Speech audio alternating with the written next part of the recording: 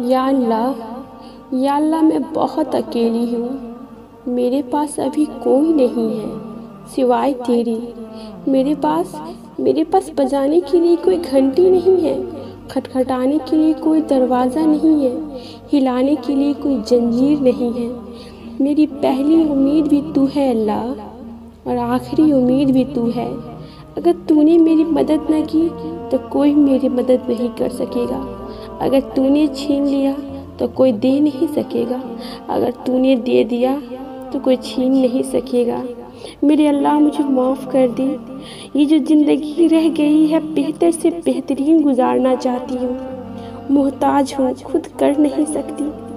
मुझे तेरी मदद चाहिए या अल्लाह मैं निकलना चाहती हूँ बुरी कामों से। मुझे हिम्मत दे, हिदायत दे या अल्लाह। जितनी भी तकलीफ़ हो मुझे सब्र करने की तौफीक दे। आमीन।